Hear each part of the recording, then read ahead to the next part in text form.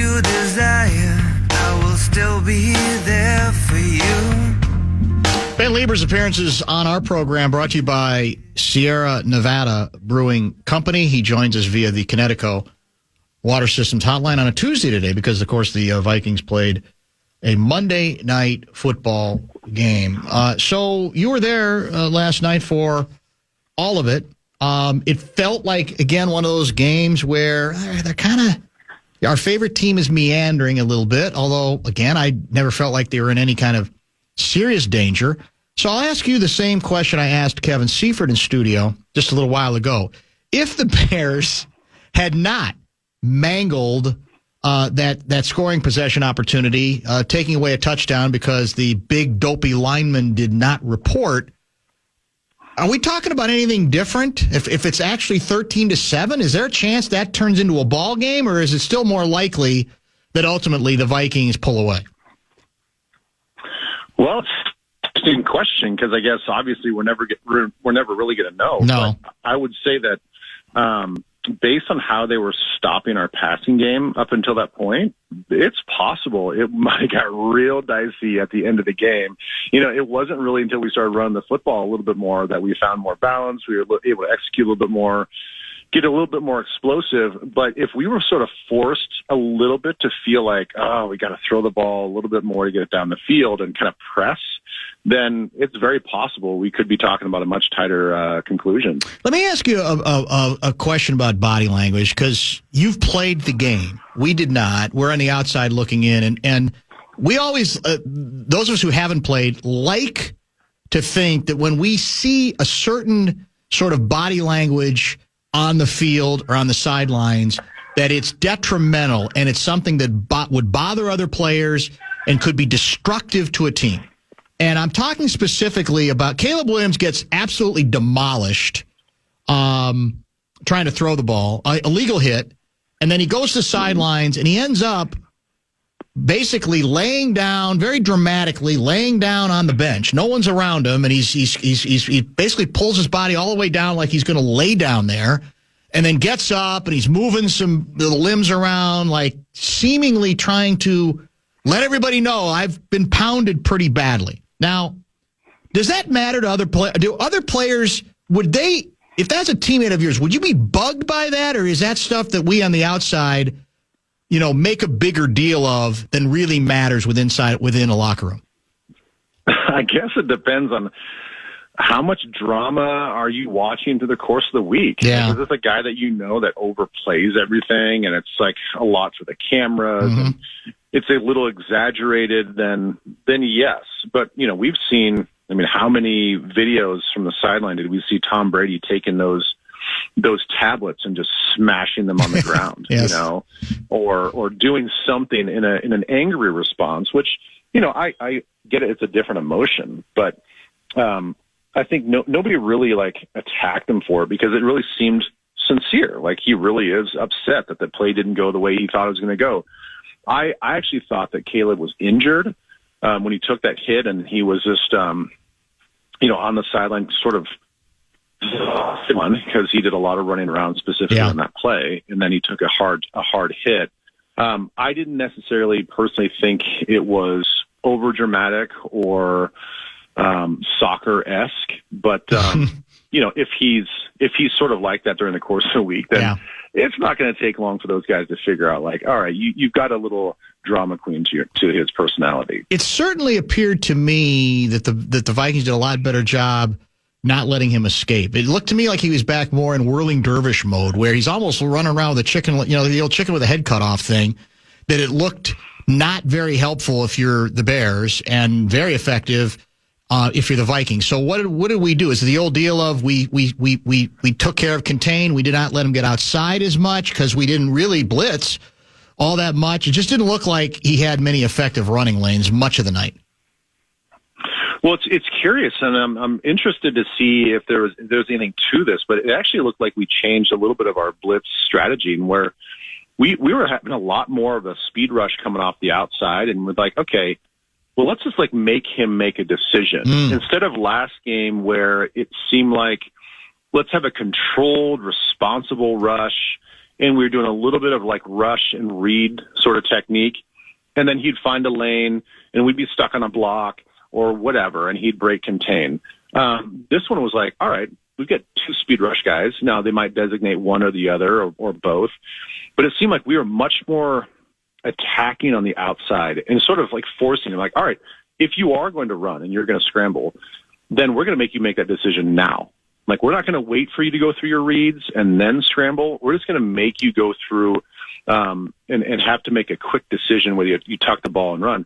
And if you watch the film from the last several weeks and really kind of much of the season, he's not an immediate scrambler to begin with. He wants to be a passer. Now, he'll extend plays a little bit here and there, but especially the last couple of games that I watched, it does seem like he's being more intentional about being a pocket passer.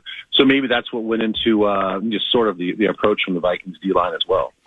Text or comments for Ben Leber, hit the Bradshaw and Bryant KFAN text line 64686. Lou Nanne is going to join us in studio in the 5 o'clock hour. Let me get to a Vikings talking point that I think vividly illustrates the stout run defense that the Vikings deployed on a pair of 4th and 1 Bear situations where they decided to go for it. One early, one a little bit later. 4th and 1 from the Bears 39.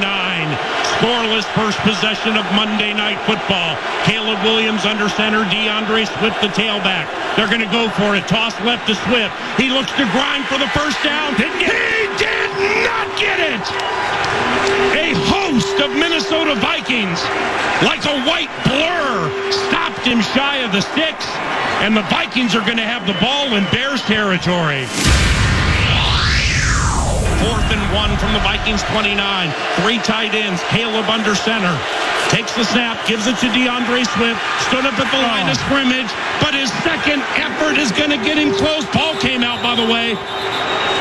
So they say Swift did not fumble, down by contact. Question is, did he get the first down? Yeah, I don't think so. Where they're marking it, he has to get He did not. to about the 28-yard line, and he got to a little bit past the 27, so Vikings ball. The ruling on the field is the runner was short of the line to gain. Minnesota first down, timeout. The way Pete likes to put it, discretion needs to be the better part of valor. That has not been the case with the Chicago Bears. 2 times going into the teeth of the best 4th down defense in the NFL, and they failed both times. Great defensive stands, horrific play calling by the Bears, combination of both. What do you think? I think the second one was a bad play call. If you learn from past history, all right, if the Vikings are going to get you on an obvious running play where they penetrated through your offensive line and we were just the better, more athletic, more physical defensive front, then I would think on the next time around that you do have some semblance of a quarterback option to run. I mean, we keep talking about Caleb Williams. He can scramble. He can extend plays. He's super athletic. We've watched it time and time again, the 2 games that we've played him. Why not use him in a capacity where he could get out on the edge? Not to say you don't have some sort of downhill run fake, but I just think that Thomas Brown's probably, amongst a lot of other plays, looking at that, at least the second one, and saying, I could have come up with something more creative there. I could have used something we used in the past that maybe looks the same, gets everybody to commit on the inside, and then do something on the perimeter or whatnot, at least to give him the option to run the ball himself or to throw the football. So, yeah, I actually look at the second one, and I was like, I can't believe they just went right back to the well again. And they just said, hey, we're going to be more physical with you guys when we have a rookie left tackle that's been getting beat all game. We really think that we're going to put our trust in this offensive line versus this big, front seven. Yeah, so I thought that was a little silly. Yeah, and they didn't give him, you mentioned the tackle, the rookie, they didn't give him much help either, man. It didn't look to me like they just sort of left, which makes, again, it's like, you give the guy a chance. I mean, he's likely to be overwhelmed, right, and overmatched. So the idea is, give him a little bit of a life preserver, which they didn't do very much of either. But the Bears, we were talking about this with Seifert. I mean, look, their head coach is gone. They got an interim head coach now. The guy calling plays for them defensively has not called plays before, and their best defensive play caller was probably the the head coach, and they're just kind of making it up as they go along. You mentioned the running game, and the Vikings had some success with that eventually. Did we throw too much? I mean, should we have run the ball more than we did? Well, I suppose when you look at the totality of the game and you're like, well, look, we had this many runs and this many passes, and that seems like a decent balance. I just think it's the flow sometimes that we do sort of get away from the run game when maybe we shouldn't be doing that. And I know it's got to be really tricky because it's like, all right, do you do a run on an obvious first down, or how do we do this? How do we change things up? And we see it time and time again with no huddle and some tempo things. So I get it, but I do think, we had that stretch there in the third quarter where we punted twice. You sort of want to win that middle 8 minutes that O'Connell always talks about. And we kind of did that at the end of the first half where we got a defensive stop. We come down, we only get a field goal, hopefully to get a touchdown. But to complete that middle 8, you got to come out in the second half and put a score on the board and get at least one more defensive stop. And we punted twice and really just looked listless. And it was not a super exciting 2 drives. And then we come back with the third drive. We run the ball 7 times with Aaron Jones. He goes 7 yards a clip, and we score a touchdown. It's like, okay, that is a correlation. I mean, that there is a rhyme and a reason behind having the balance, keeping the defense on their heels, and a large part of it, I would say almost all of it, was because we ran the football. So hopefully going forward, we do mix in the run a lot more within each series. How important do you believe this team, the players, the coaches, think going hard for now, first place in the NFC North, and potentially that could mean obviously first place in the NFC as well? Is it within reach, and do you think it's really important to these guys now to try to get that sort of home field thing established? Well, I think they do a good job of living in reality, and they're not going to. I don't think they're going to look at falling short of having home field advantage as a failure. They know that, all right, we might have to go on the road and win a couple games or whatever and just prove it on the road. But I would say, if I'm a player, like, I'm gunning for that home field advantage. I'm gunning for that first round bye. I don't think that there's no negative to taking that approach. They're all paid professionals. Yes, it's late in the league, just like everybody else. You are sore, you're tired, but really this is the time when you're 12-2, like, all the aches and pains sort of go away. You start ramping up into playoff mode, and all those things sort of melt away, and you become reinvigorated. So I would look at this and I'm down for this 3-game stretch. And, this push to win out and to win home field advantage, it's only going to be upside because we're going to push ourselves. We're going to make our team better. We're going to polish this thing up so that if we do fall short and we have to go on the road, then we're a better team than we were 3 weeks ago. So I would say the mindset is absolutely you put the hammer down and you try to win the next 3. Yeah, I agree. And I again, you like you say, you can't curl up in the fetal position if you don't, because you're still going to have a very good record. And in the end, what's going to matter is what you do in the postseason rather than the rush to get to the postseason at the highest level. But part of it for me is I look at a couple of these possibilities, like Tampa, for example, or even, I guess, Seattle potentially, and I go, those can be on the road. I feel like those could be sneaky, challenging games. Not that they're unwinnable, but I think that's part of it too. For me, is that if you can avoid putting yourself in that position, especially early. And with the Lions, having the reaching unprecedented levels of injured players. I mean, it's almost historic at this point how many people are out, including half of their 1-2 running back punch.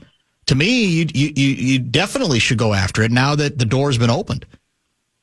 Yeah, and the the scary part from a psychological standpoint is that if you get to that Lions game and you've won the previous 2, and it's like, okay, this is for all the marbles. I know there's going to be motivation there, but God, you better not take them for granted. They've shown that they are a well-coached football team. They will get these guys ready to play.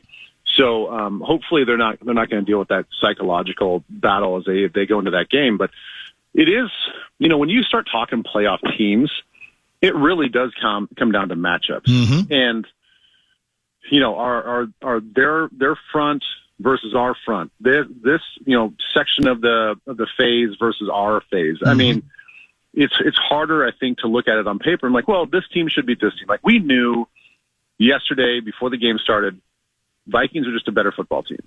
They should win the game. Now, you can debate about how much they're going to win by, but everybody knows that the Vikings are better than the Bears. You get in the playoffs, and it's like, I don't know. Sometimes guys have historic, unbelievable career games, and they show up in the biggest moments. You just don't know that. And so that's why it makes it really tricky to start understanding or start thinking about how we're going to play these games.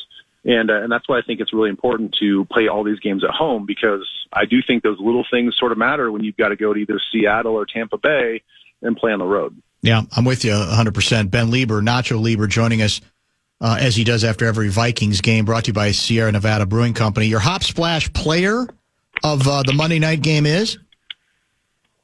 I'm going to go Harrison Smith. Oh. And I had a chance to watch him, outside of the, he probably should have had 2 interceptions yesterday. Yes. We haven't talked a ton about him, and, we were talking about him mainly just because he did a great job of being a kind of what we call lurk safety on that first would-be interception, and really just kind of hung in the weeds and attacked downhill when the ball was thrown. So he played it perfectly, just didn't love the execution at the end.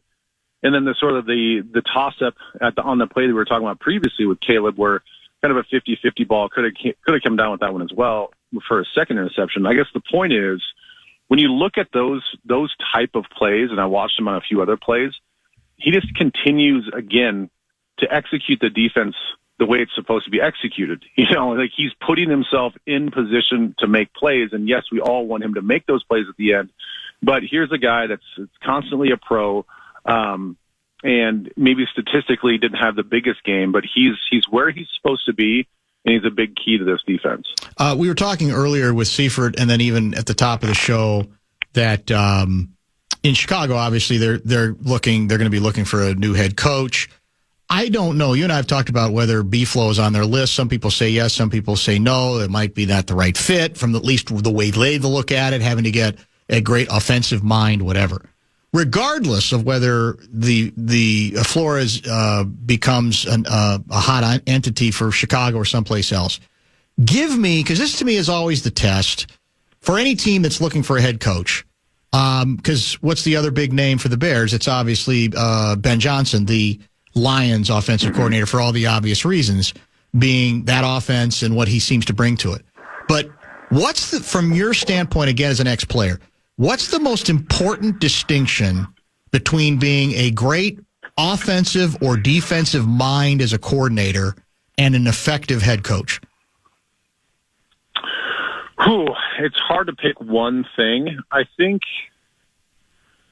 this is going to sound really cliche, but I think authenticity is number one. Yeah. And, it's unfortunate I only had 1 year with Mike Tomlin, but you could tell as long as he was being himself and being authentic when he took the head coaching job with the Steelers, he was going to be successful. He checked all the boxes when it comes to motivating guys and X's and O's and all that game plan, all that stuff. But we've seen a lot of coordinators, and I won't name names, even though I have a few names in my head, that there becomes a little bit of a power trip on themselves when they get that head coaching job. They feel like, I have to be somebody else. So I have a bigger responsibility. Therefore, I need to have a bigger personality. I need to showcase myself more confidently. I need to do these extra special things. When in reality, I think the players would look at it and say, like, man, just you're being a tryhard.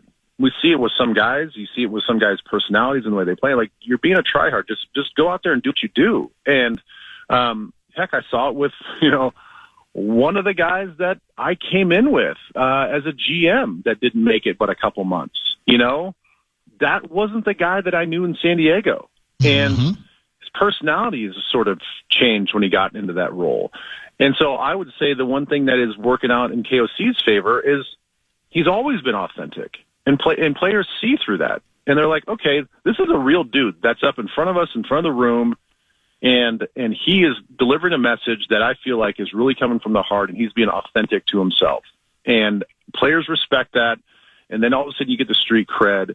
And after that, whatever message you're trying to sell and get the team to buy in on all those air quotes, a lot easier when you feel like it's coming from somebody that's being authentic. Yeah, that's an excellent answer. And I think you could say it is cliched, but I think there's a great deal of truth to it. And it's interesting you say that, because I do think human nature being what it is, you feel like it's a bigger job. I got to be bigger. I got to get bigger. And there are more responsibilities, and there's probably a lot of challenges that make it, you're the guy that the Jackals are going to go to, right, to explain whatever in a way that maybe you don't have to explain if you're a coordinator or you're certainly a position coach or whatever. And so there's that tendency to want to say, I got to grab onto something else, when no, actually your best chance is you keep doing the things that have made you successful and that players can relate to, where they go, this is the way this guy is. He's not trying to be somebody that he's not. Correct. I know. It's a wild thing. And I'm sitting here, as a sort of a backseat driver and making observations. I know it's got to be incredibly difficult.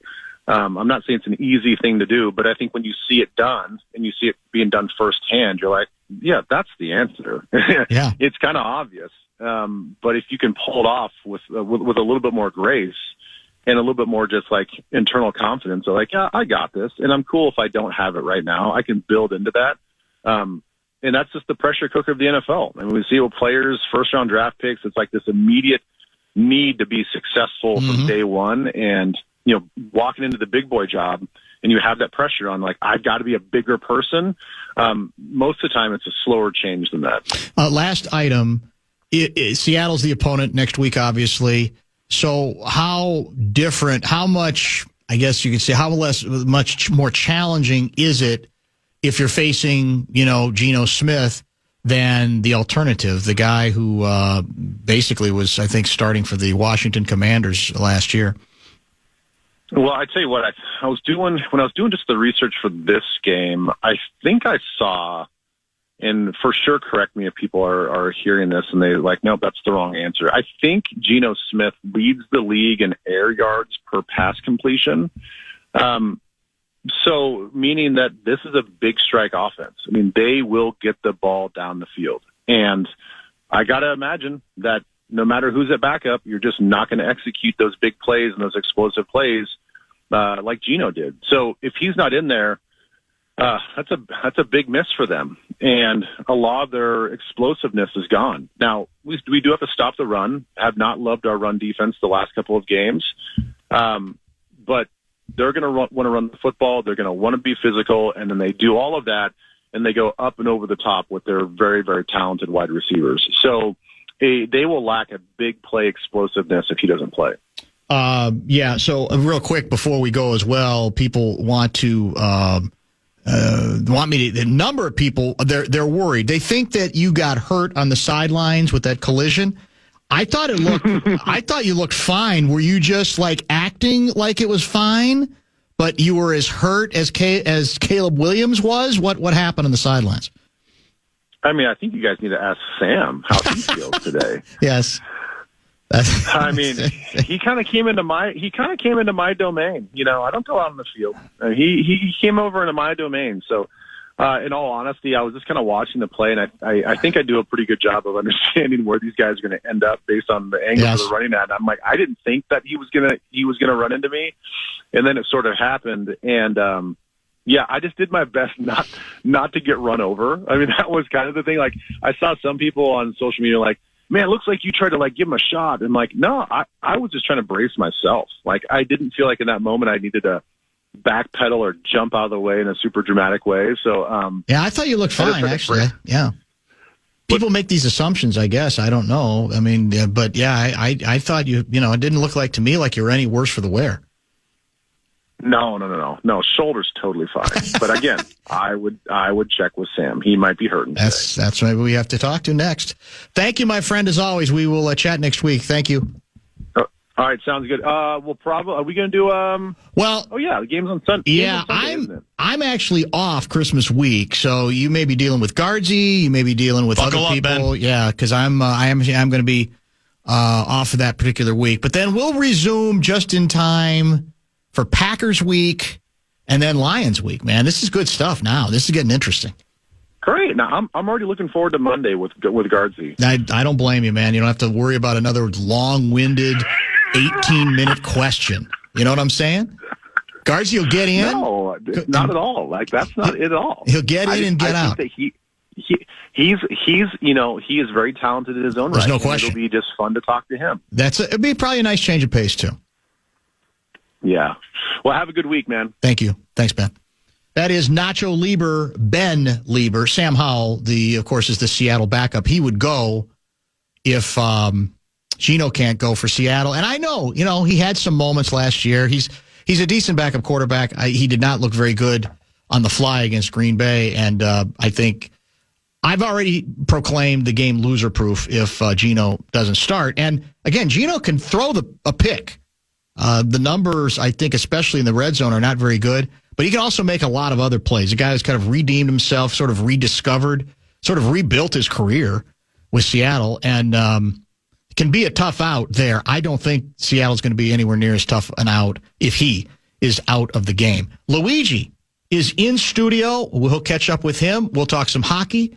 We'll talk college hockey. We'll talk professional hockey. We'll probably even talk some football as well and get to the Randy Moss part of the Vikings equation last night as that played out. Stay tuned. The Fan.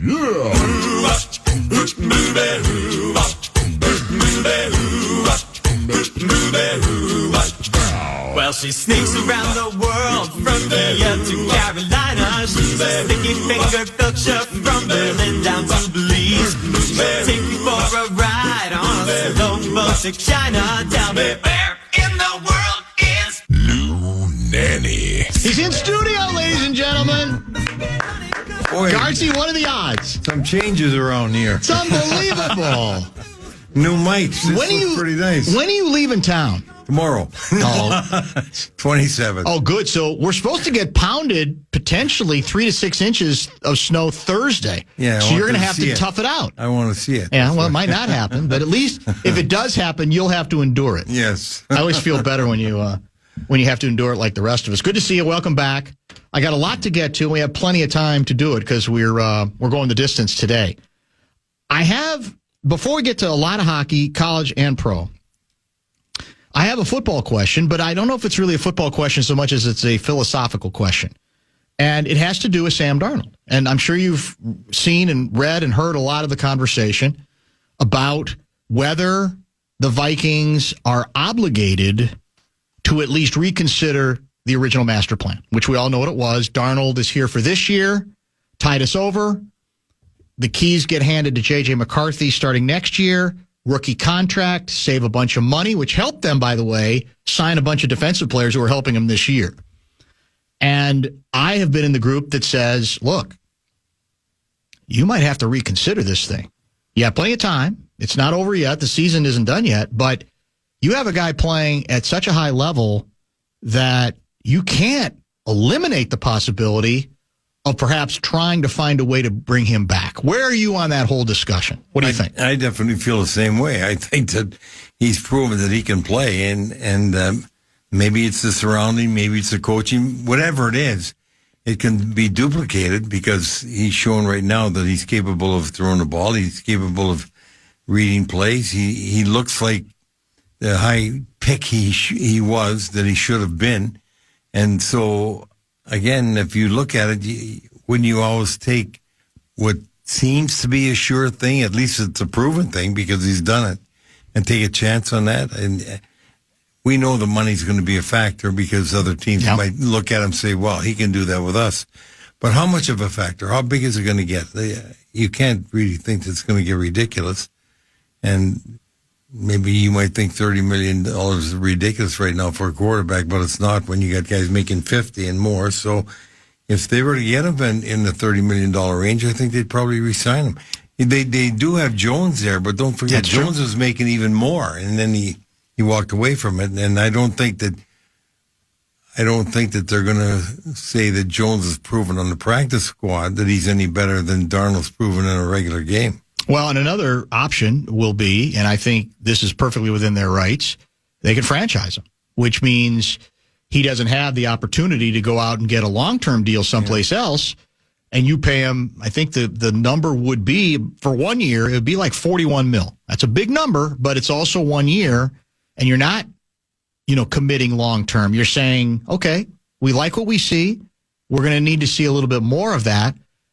Do you buy the comeback, which is bad message to send to the player? This is his big chance. So therefore, you can do it because it's within the rules. But if you do that, you run the risk of alienating the player. What do you think? Well, if the difference is running the risk of alienating the player or losing the player, I take alienating the player. And by the way, you have to remember, McCarthy still hasn't proven that he's going to be playing like Darnold is playing right now. So when you have the other pieces, and if the TV was right, I don't know if it was this game or the game before when I was watching the Vikings, they were talking about the free agent list that would be coming up. They don't have a whole host of characters that they have to re-sign. So they're sitting pretty good.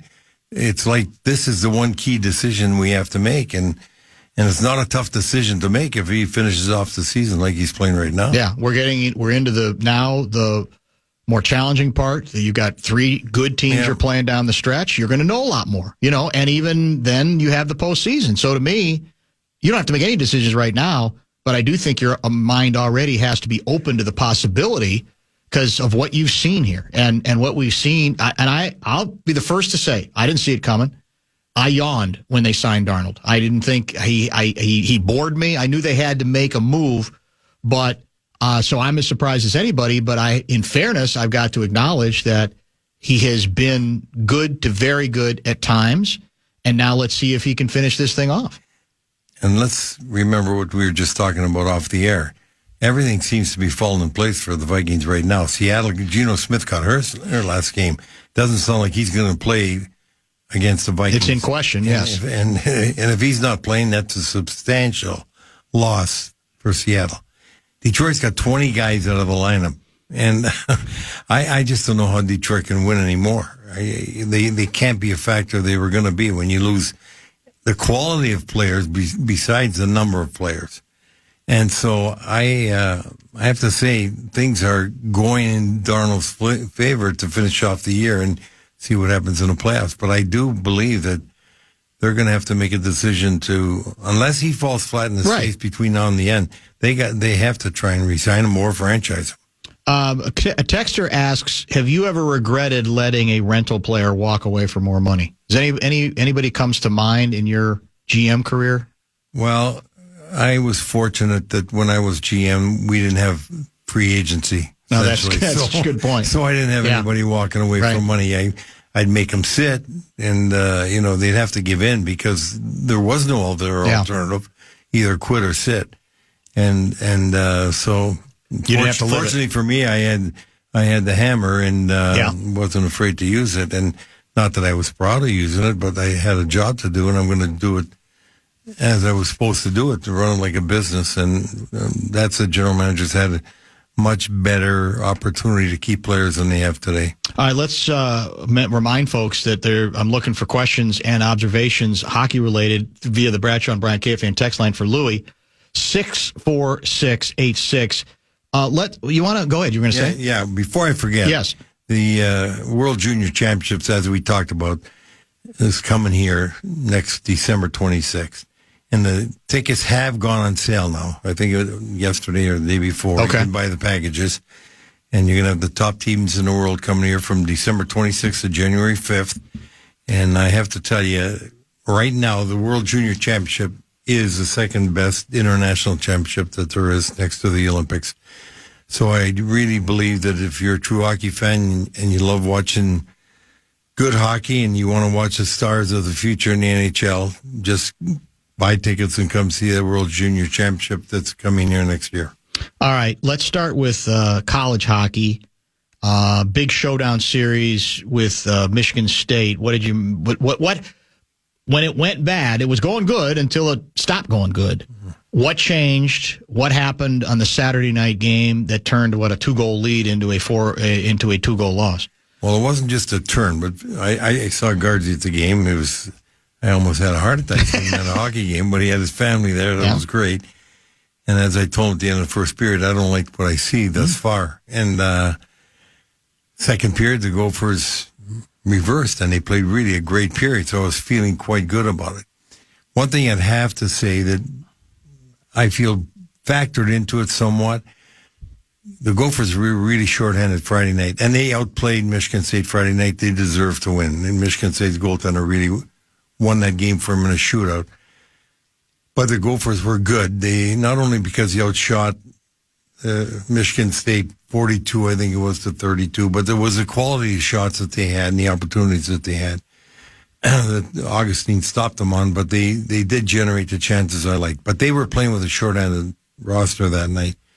They had 10 forwards, one got thrown out, so it was 9 pretty quick. And then the fact that Matthew Wood was up at the World Junior, he wasn't there, right. And then he had to... We talked about that last week. He had to fly all day, get back there, and the guys that played so much, I think they got worn down somewhat in the third period. They seemed to lose the zest they had in the second period. They weren't nearly as effective checking with the puck, the whole shebang. And Michigan State is a good hockey team, and they can score quickly, and especially Howard, their best player there.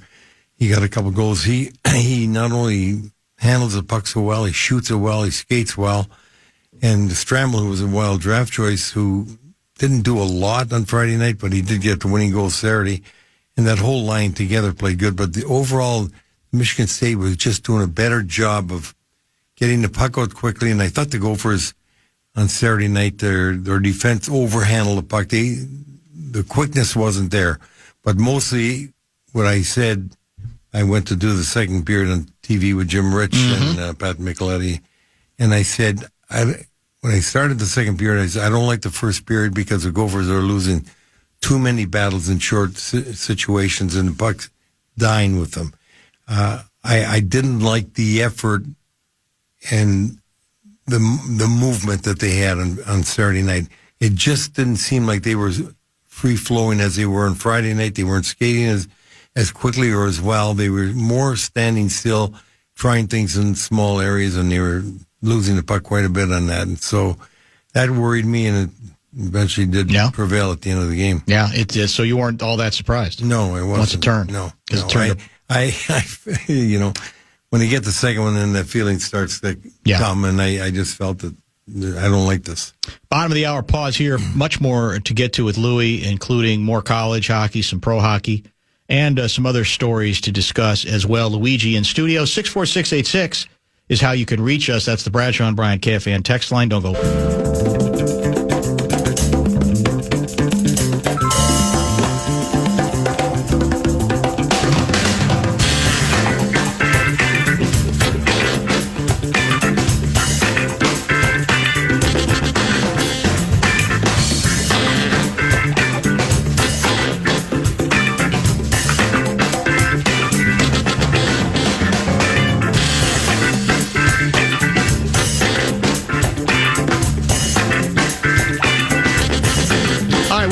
Luigi, Lou Nanne is in studio for the rest of the hour. Questions, let us know via the inbox or the text line. 64686 is the way to indeed reach us. So let's talk also about your favorite professional hockey team. They're in kind of a weird sort of lately, most recently, up and down sort of a situation. And the injuries obviously keep piling up. So let's start there, I guess, are you worried about, this? Because now we're getting people back, too, at the same time. But how concerned are you about this injury thing reaching a point where, the record is going to start, suffering a bit? Well, I'm concerned, especially now when you lose Middleton back in defense. Middleton was having a sensational season, and he's been so good both defensively and offensively. And in fact, I think he was leading the league in plus and minus. And the guy just, when he was out there, and you got Spurgeon, Brodeen, and Faber, you got four guys. That's a good foursome to be able to put out there, and they're gonna play at least 42 minutes, 44 minutes of the game. That's pretty nice to have that in your back pocket. Well, that's taken away from you. You just got Brodeen back, and Middleton goes out. You can't continue to challenge the injury gods and expect to be okay. It's just not going to happen. And up front, you got Eriksson out. It seems every game you somehow, some way, somebody's going out. Lockout went out 2 games ago. Zuccarello comes back. You just don't know when you're going to get a stabilized lineup. And the worst part about it is now they're getting to a point where they got to play. I looked at their schedule about a week ago. They got 7 games in 11 days. That's a lot of hockey if you got a depleted lineup. So I'm hopeful.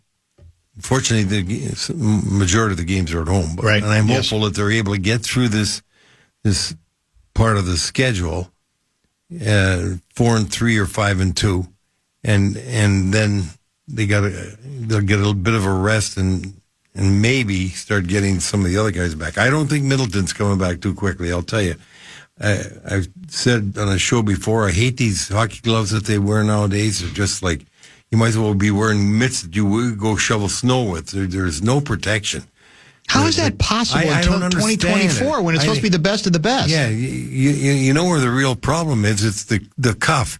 The cuff goes maybe 2 inches past your thumb. We used to have it up about 6 inches.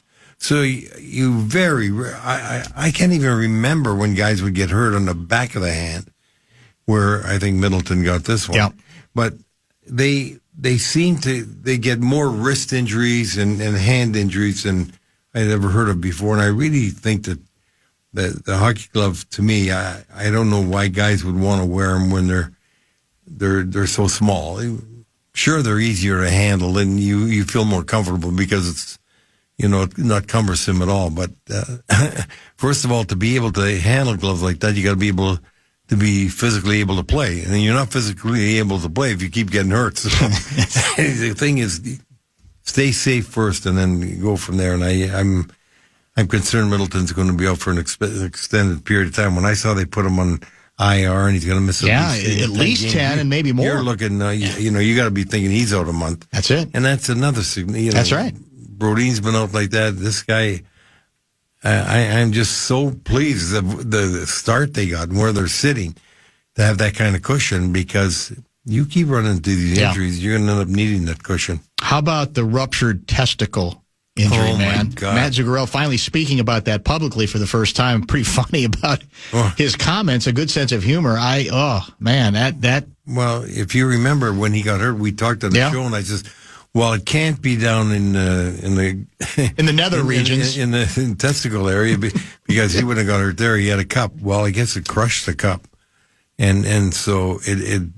I can't think of anything more painful. No, my goodness, can't even imagine. And I haven't talked to him. He's probably talking with a high pitched voice. I don't know, but boy, that has got to be one of the worst things I've ever heard.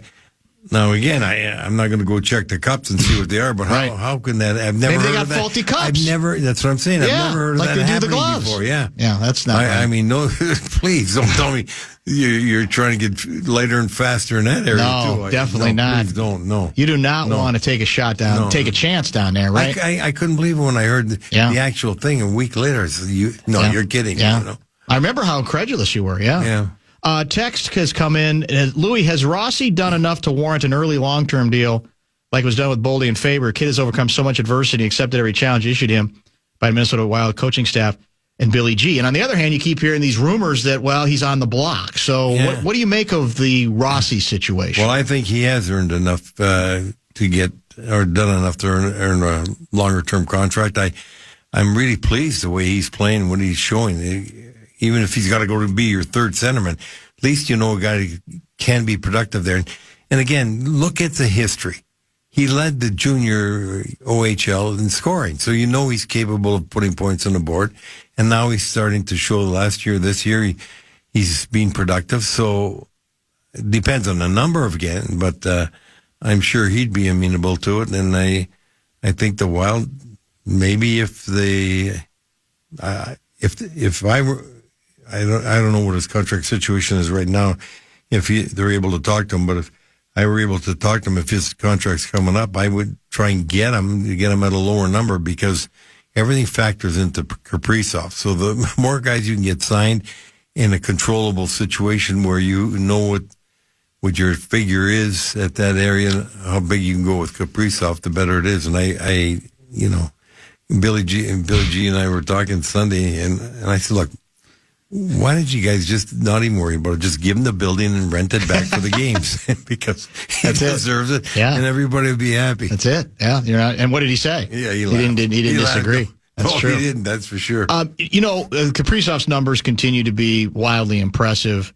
But do you think, from your perspective, do you think he's always been as good a playmaker as he appears to be now, or is he a better playmaker than he's been before, beyond the scoring part? Well, as you get in the league, when you start playing 150, 200 games, you're going to be better than you were when you come in the league. And he always had the skills, but now he makes better plays. He always could make unbelievable plays, and plays that, you just bat your eye. You can't envision how he even came up with the idea to do that. But he makes less bad plays. He doesn't throw away the puck in a Hoper situation. Like he used to do a little too many Hoper passes, and some would connect and they'd be wonderful to watch, and some wouldn't. You see far less of those now, and he's much more accurate when he's doing these plays now, because he knows now. He knows a little bit more. He's had more experience, so he's just become a better player because he's had the opportunity to play in this league for a couple hundred games now, or 170, whatever it is. I was looking at the one statistic they had, and I think it was 172 games maybe he's played now. And of the 100, or since 2020 anyway, he's got the most goals of any player in the league. And that includes Matthews, McDavid, Ovechkin, the whole work. So, that's a pretty impressive statistic. What are we going to do? Wallstedt started the other night, so and I was very candid about how frustrated he was with himself when he started slowly in the minors. So how is this going to play out the rest of the year? Is it still going to be he's just going to have to basically be in the minors? That's the way it's going to work? Do you see any chance that there's any kind of changing of the guard here? You can't really stick with three, right? No, That's not realistic. He's going to be spending the rest of the year in the minors if the two goaltenders up here are healthy, and unless one just really just plays so horribly that they have to make a change. But I could see where his mind gets like that. You take a 2020 when you're a kid and you're in training all these camp, expectations. It's not that he made the team, but they wanted to have three, which we talked about in the radio. It's like, I can't understand that. That's not workable to me anyway. But they told him to go and get a place. Well, when you go and get a place, and 2 days later said, well, you're going to Iowa this week and go down there, and then you never come back. Your mind, I don't care who you are, whether you're 21 or 41, that's going to affect your thought process. And so I could see where he had to be really low. He had to be real down when you're expecting to be with the big show, and the only thing you see is on TV. I mean, that is one of the reasons why he started so poorly. This is from 218 guy. This is from Brant. Brock Nelson rumors are starting. He would look good in a Wild uniform. Louis, your thoughts? Well, I have a love affair with that player. I love Brock as an individual. I love him as a player, and I've always been hopeful some way, somehow, that he would come back here, even though he's rounding the bend in the 30s. He's still really a good player, and I think if they could acquire him for the right price, that he'd be a terrific addition to this team. Well, you talk to Guerin all the time. Is he interested? I never ever suggest players to him. I just don't think that's my place. But you know, we've had a couple of disagreements when he said something about a player that I disagree with. I said, no, you know, then it's different. But no, I don't. That's his job. He gets paid to do that, and so I'm happy. What would it take? Watch. Any clue? How much would you have to give up?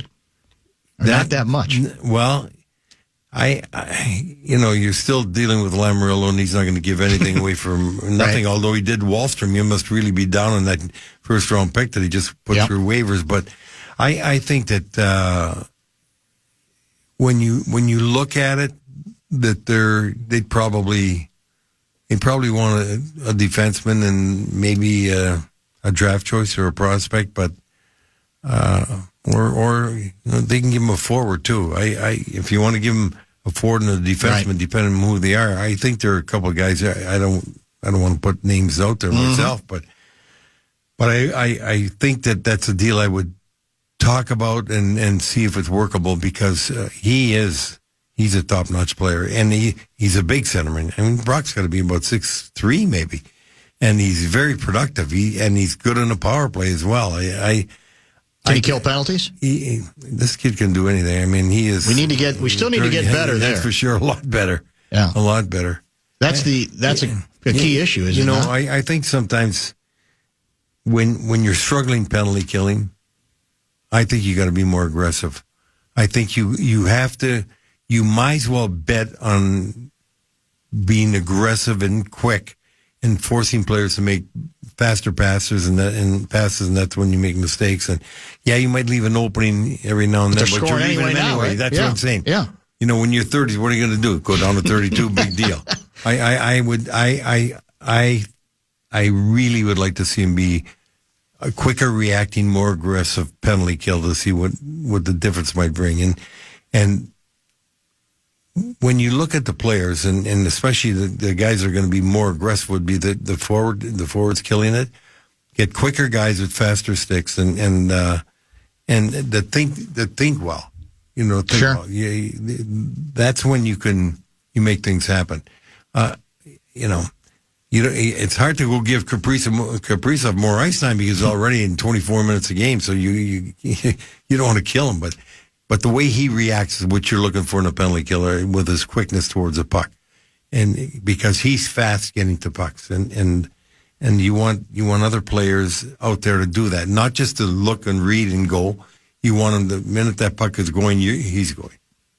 The saving grace, I guess, to this point is part of the reason they've been able to survive a lousy penalty kill is they're not taking as many penalties, right? That's right. But the percentage is going to catch up with you, especially when you get to the postseason, right? You just can't you're not going to give yourself much of a chance. No, and in postseason, usually scoring is less. So right, that goal you might give up killing penalties is a lot more important than if you're giving one up and you're still giving up 4 during the game in a regular season game.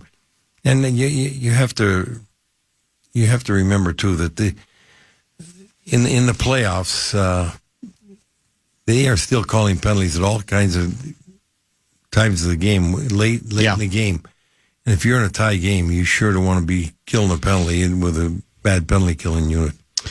We have an unofficial sports historian here, Minnesota sports historian Dan Minnesota, who sends us stuff all the time. And today, on this date, I think among the items he had for today, I think this is the date Les Steckel got fired by Mike Lynn and the Vikings after a disastrous 84 season. And on this date, the Los Angeles Lakers came back to Minneapolis for an NBA game. And it triggered in me a question I had for you, because I recall at least once the Dallas Stars coming back after they left for a game at, I want to say it was Target Center. And I remember at the time going, why? What's the point of doing this? When a franchise leaves, it's tough for people to deal with. And to a certain extent, it's almost like you're rubbing salt in the wounds, bringing them back here, whether you're talking about the LA Lakers coming back to Minneapolis after leaving, or the Dallas Stars coming back to Minnesota where they were the North Stars. Do you remember anything about that? I remember that, but I will give you a reason why you do it. especially in the case of Dallas Stars. I don't know how the Lakers were thinking, but you had 7 years there when there was no team here. And and when you have those games come back, they were exhibition games. Exhibition games don't usually sell very well. We used to, we basically not play 2 games at home, and then you're playing smaller towns and trying to get towns where you're going to fill the arena at 70,000 people. So what you're doing is you're hoping, if you're the Dallas Stars, that you're going to have a big draw. That's your home game, and you're going to get a nice gate out of it. Because it's just the way it generates revenue. Well, it's cruel to the fans. Yeah, it is. Well, you were gone already by then, right? Obviously, you weren't messing with the team because you didn't follow the team to Dallas. Before they left. Yeah, that's exactly it. So I didn't think you had anything to do with it necessarily. I get the logic, but I just think it's like, God, it's weird. Now, maybe the Minneapolis Lakers, they didn't draw that well. The NBA was very different then. They were at the Armory. And they were at several places, I think.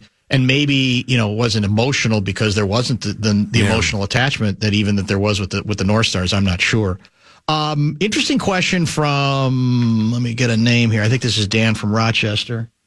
Yeah, that's it. Can Louis remember a time or year when the 3 pro teams in the Twin Cities have competed more for ticket dollars with all 3 main fall and winter programs being this successful? He's obviously talking about the Vikings. He's talking about the Minnesota Wild. And the Timberwolves, who, have actually started a little slow. They've picked it up a little bit lately. They seem to be heading in a little bit of a better direction, but they're certainly drawing well. They're still pretty much on the radar. So to his larger question, do you remember a time when you've had all 3 going what seems to be this well? Never with the North Stars, because when the North Stars were good, the basketball team wasn't. Yeah. And then when the basketball team came new, the North Stars weren't as good. Mm-hmm. So never there. But when the Wild were here and the Timberwolves, the Wild, they weren't as successful, but they were still drawing well. They're very popular. And the Timberwolves had Garnett then, and they had a good team. Remember a 2-year period, they had a good team. Yeah. And the Vikings were still more than credible. The Vikings are always going to be popular. I mean, it's amazing. It is. The Vikings are unbelievable. It's just amazing thing. And so I'd say probably the most during that period when the Wild had 2 successful years, just soon after they came in the franchise, probably around 2005. Yeah, conference finals year, right? Yeah. That's exactly it with your guy Jacques Lemaire. How is Jacques, by the way? I haven't talked to him recently. I'm wondering. In fact, I was just talking to someone last week. I was wondering about his home because that's right, in Anna Maria Island, and where he lived on the water there. He was right on the water. I'm sure he had some severe damage because all those homes in that area, I know they had a lot of problems. So what's your plan now? You're here this week. I'm out next week, and then you're leaving, right? Yeah, you're gone again. 27th, I have to go. And then you're going to come back just in time for the Wild playoff run. Maybe. In spirit, at least. I'm going to be back to fly. I'm going to be back early March, that state tournament weekend. That's right. I'm back a couple days before that because... really? Yeah. Are you unretiring? No, I'm going with the Wild to do their game in Seattle and Vancouver. Okay. And thought maybe there was a big announcement. I'll be back. No. No, that ship has sailed? Yes, it's sailed. Yeah, that's okay. Yeah. Well, it was wonderful. It was a great run. I'm going to miss seeing the enthusiasm of the kids playing that game, but I'm just not able to do it anymore. Last item for today. We'll have plenty of time to follow up on this in many, many weeks ahead. But we've all looked forward to the time when the Wild, are out from under the Parisi Suter contract albatross, which is next year. I think it's next year is like $14 million, potentially, in that range. Next year? No, the next year they're out. Yeah, exactly. Yeah. But my point is, where's that money? Where does Lou Nanne want that money to go? Right to Kaprizov. Just make it easy. Yeah, just very simple. Yeah. In fact, I had said he's going to get 15 earlier here, about 6 weeks ago. No, he's going to get more than that. More than that? Yeah, I think so. Because that cap looks to me like it's going to be in the 90s. Ooh. And they're going to have $14 million coming from here. So on a yearly basis, who's the highest paid player? He'll be the highest paid player when he signs. But it all depends because McDavid's going to sign too. They keep flipping around. Who comes up, you know, but he'll be up there with the top ones. Yeah, I think that makes so that answers that. Yeah. It's not that difficult. No. Well, that comes in handy then because you can't lose them. Yeah, right? You can't lose Kaprizov. No. There's not any. Then we're starting over again. Yeah, it's not only that; it's going to be such a disappointment not to be able to watch that talent night in and night out. Yeah. I can't tell you. I just watch a game and I smile when he gets the puck. I'm just enthralled by the things that he does, and there's never a game where he doesn't surprise me with something he does. Yeah. You know, I was talking to some of the scouts at the game on Sunday, and I think it was Sunday, the last game I was at there, and I said, what's amazing about it, everybody talks about his offensive ability, and I think he's the best board player in the National Hockey League. He never loses a 1-on-1 going in there, that's for sure. 2-on-1 is not even a fair fight. Then again, it's 3-on-1 when he has really worked to come out with the puck. He always comes out with the puck. I don't know how he does it. I've never seen anybody in the league that's better on the boards with him that comes out with the puck. He's built close to the ground. He's solid, you know, and he's thick from the waist down, and he's got a wide base, and he's bent over. He's so strong in the puck, and so fast with his hands. He just seems to always come out with the puck. There's 3 guys there with him, and all of a sudden he's prancing out, and the guys are behind him, and he sets somebody up for a shot. And by the way, that goal that he scored off the goaltender. That's what I was going to ask you next. I turned to someone, I said, hey, that's no accident. He tries that. He practices that. So if you're a goaltender now and you're playing Kaprizov, now and you're going into the game thinking, I got to watch where my head's placed. Now I got to watch where my helmet is. I mean, can you imagine that? It was an unbelievable play. And we've seen it before. And he'll try it from behind the net. He'll try it from everywhere. Mm-hmm. And he gets the puck up so quick and right to that spot. You know he practices that kind of thing all the time. There's nothing like talent, Louis. No, there isn't. There just isn't anything like talent. No, it's... As you've known forever. Yeah, you watch these guys and I just...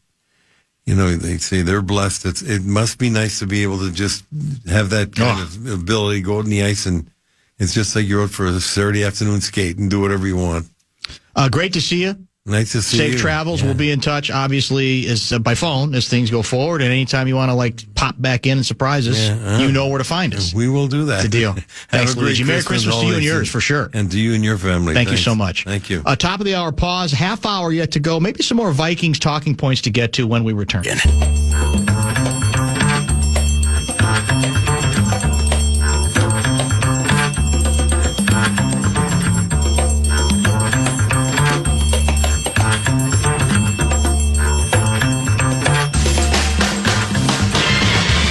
Busy program today, not surprisingly heavily dominated by Vikings conversation. Let's get to another Vikings talking point that we probably, you could say to a certain extent, should have gotten to a little bit earlier, and it's directly related to the Randy Moss inspiration for a current Vikings wide receiver last night. Play action from Darnold, end zone, touchdown Jefferson.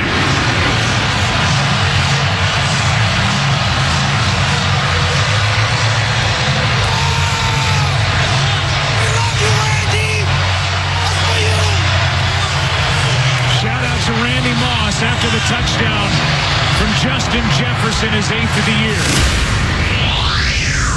Since we initially heard the news about Randy, I know me personally as a former teammate of mine, there's very few people in the NFL world that I respect as much as Randy Moss.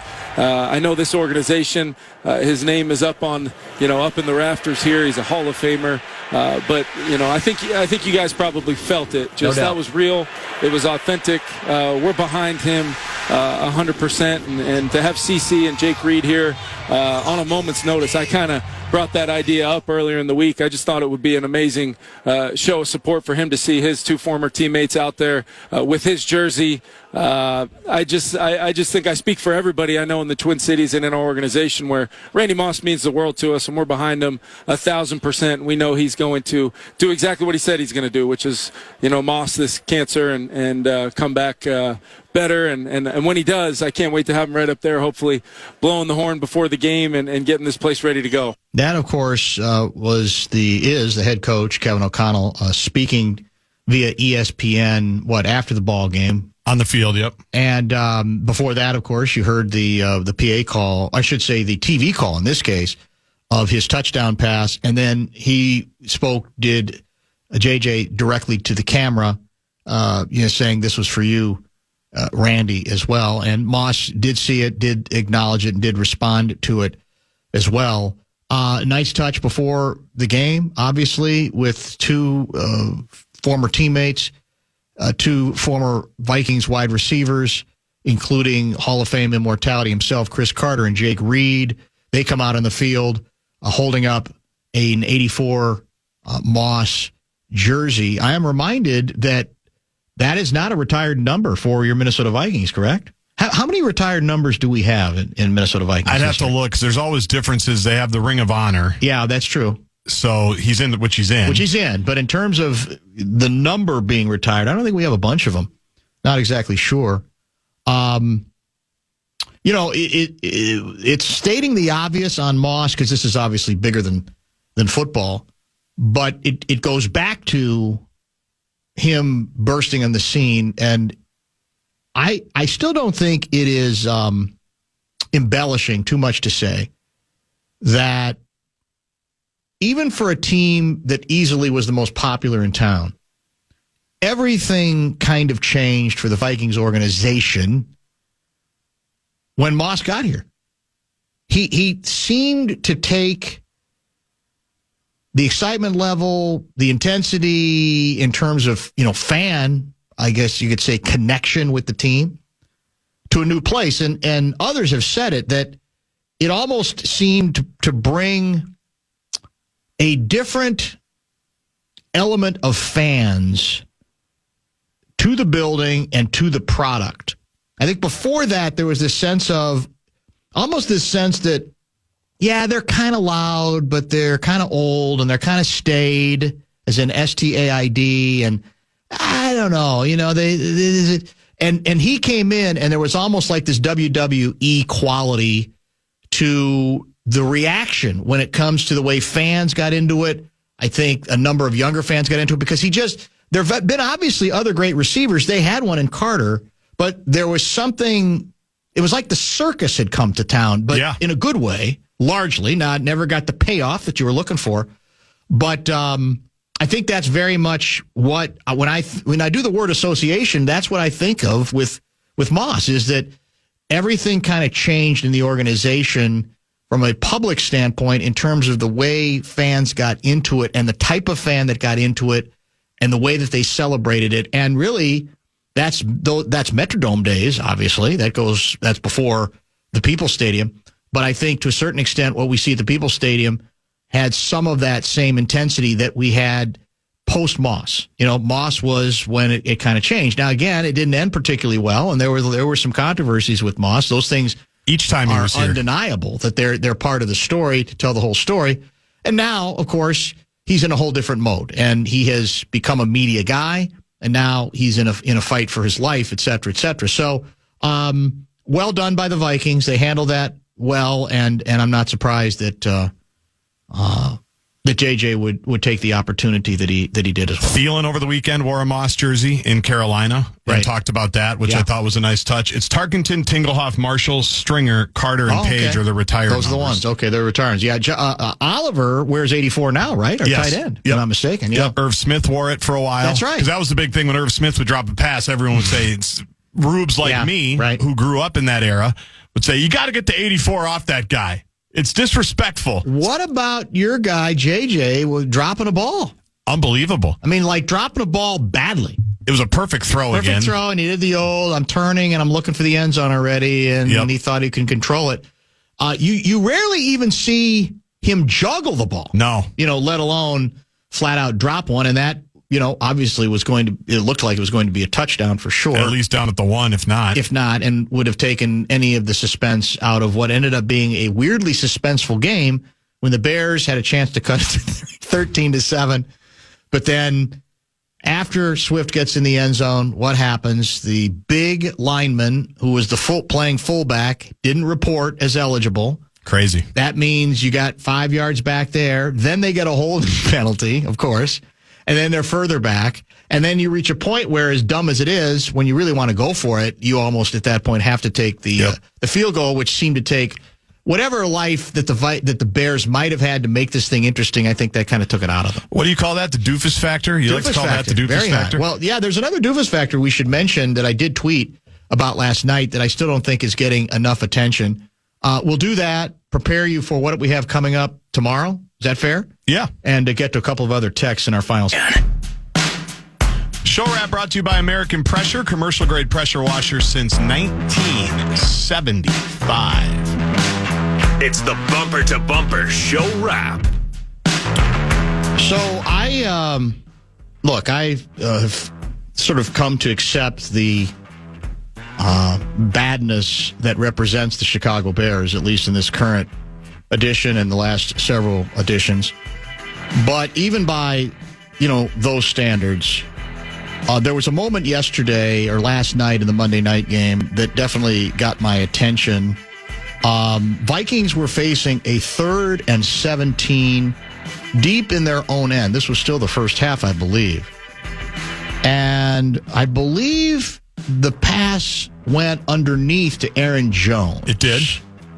And Jones broke one tackle, made somebody else miss, and he ends up right at the sticks. I think he got the first down on the play after they studied it along the sidelines. And the Bears have a defensive back. His last name is Owens. I think he's involved with Gymnast Gal, is he not? Mr. Simone Biles. Mr. Simone Biles. Yeah, exactly, Jonathan Owens. And my kid pointed that out to me again last night. He goes, "Hey, Simone's husband." Well, in fact, she was there. We saw some shots on ESPN pregame where they were having the big smooch and hanging out and all that sort of good stuff. And I see Owens, because he's in on the tackle, afterwards seeming to strut, almost like extend out his legs out and bow his legs out like, hey, I'm in that play. I felt that. I made the ball carrier feel it. And this is not new territory. We see players celebrate all the time when the other team gets a first down because the tackle's hard hit. In this case, it didn't even look like it was that good a tackle, and they converted on 3rd and 17. Now somebody else, weren't really trying to. No, you're exactly right. Now somebody said, "Well, you sure he would?" He didn't kind of he was stretching out almost like he got hurt. I went back and because I taped it. The all-22? I went back and looked, and it just looks to me like he's just executing the doofus factor to perfection. And I'm going on a team that already has its history, celebrating at the end of the game against Washington. The Hail Mary. Yelling with, talking to fans while the ball has been snapped. I'm going, if you're looking for proof that you do not have a coaching staff or a head coach who is in control of your operation, I can't imagine any plays that more vividly illustrate exactly that. It's like it was 3rd and 7. You were going to have to make them punt from their end zone or their 5-yard line.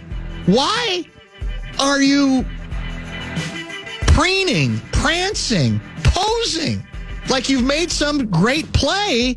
Join the battle. This is football at its best. No, they converted on 3rd and 17. You just shake your head. It's first down Vikings. How does that happen in 2024? It hasn't happened anytime. But we've asked that a lot about your Bears club this year. We have, in so many different ways. The clock management stuff. You mentioned the Hail Mary. They need everybody gone. I mean, they really do. But the problem with saying that is, that's what, the adrenaline rush is great when you say, get rid of everybody. But if you keep doing that in itself indicates that you got a bigger problem as well. So I don't know that it necessarily is the answer, but it clearly is what this particular team needs. And to find any I mean, is he even aware of the sticks? That's what I'm wondering. It's like, do you know there's Right. first downs and there's the stick, and so even if you think And you they're made a moving pretty them. good play, they're moving them another 10 yards. They're keeping the ball. They're not punting now. What game are you, unless you are so buried in terms of, well, we're not even thinking about winning anymore. I'm just looking for individual victories. But even that, as an individual victory, is a failure because he got the first down. So there you have it. You have it so much better, your Minnesota Vikings fans do. Oh, I love it right now. I mean, it's I have no complaints. so much better. I'm not micromanaging the season. Even though I'm nothing's happened yet. Yeah, I'm not nitpicking, though. This has been an awesome ride. You mentioned the Moss thing. Johnny wrote a really good piece on it at The Athletic today, if people want to read it. Yes. He went around and talked to fans and talked to Carter and talked to Reed. You mentioned how he changed the whole vibe of the organization. I mean, this is the height of my rubidity. The franchise. When he rolls in, right? I'm 16, 15 or 16.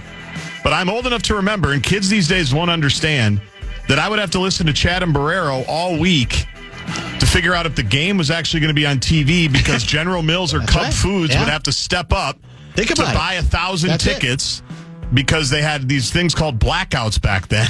And if you didn't sell a certain number of your tickets, game could not be on local TV. You couldn't watch it. That's so, it. There's like the Kaler Hotel in Rochester was like a workaround. You couldn't watch it on your phone. You couldn't watch it on your phone. We didn't have our phone then. They didn't have Sunday Ticket. Correct. But I remember, I'd get in the car after school, turn on AM 1130 KFAN to hear the Savvy Afternoon Gabathon tell me, and Cub Foods has stepped up.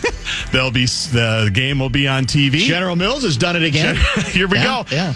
When Moss got here, all of that went away. Yeah. And I always remember the first preseason game, Red McCombs out at midfield, because he had just bought the team, I think, that same year. And the place was on fire for a preseason game. And I just remember going, and Moss was wearing 18 at the time in the preseason. I think he caught a touchdown in the preseason. And I'm like, oh, this is different. Yeah, this is wild. Yeah. I mean, none of that makes sense anymore. Moss is playing in the preseason. The tickets, you had to buy them so the game was on TV. But that's how different it was until he got here. And then everything changed. And the NFL obviously grew too. But here, everything changed. Quick text from Tim in Walker. When Moss got here, you no longer saw a bunch of gray Panthers in a half-full stadium wearing flannel. That's right. Now, there is some flannel still there, but he's 100% right. It completely changed the dynamic. The vibe it was a revolution, really. It was transformational at the time. And part of it, I think, too, when you just boil it down, there have been, again, other great wide receivers. It was the way he went about, catching balls as effortlessly as he did, just sort of torturing defensive backs. It was amazing. And that's still the frustrating part is there was never really a payoff, including your favorite season, 1998. Yeah, I remember it well. You do remember that. I remember everything. I drive by where we parked twice a week downtown, and I think about it every single time. Tonight is Vikings country, correct? It is. Outstanding. Tomorrow, we are back at 3 with Glenn Mason, we think, in studio. Kessler should be in studio tomorrow as well. Who knows what else we might be working on. By the way, Fan has learned Cat's back on Thursday night. I've heard about this. Cat is back. Showdown game? How seriously will we take this, or are we just, slough it off as no big deal? Wolves back. We're guarding again. Well, this is the ultimate test. It is. All they do is score. They don't guard very well. They score like 180 a game. So we got to hold them to can we hold them to 90 like we're holding everybody else? Let's find out. A hell of a challenge. Thanks for listening. Thanks for watching. We'll talk to you tomorrow at 3. A lot of things that are easily correctable.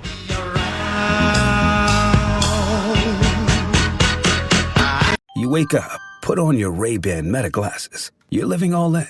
You realize you need coffee. So you say, hey, Meta, how do I make a latte? Brew 2 shots of espresso. After Meta AI gets you caffeinated, you're ready for some beats. Hey, Meta, play hip-hop music. You head to meet some friends, but can't remember the place. Hey, Meta, call Eva. Ray-Ban Meta glasses, the next generation of AI glasses. Just say, hey, Meta, to harness the power of Meta AI. Shop now at meta.com/smartglasses.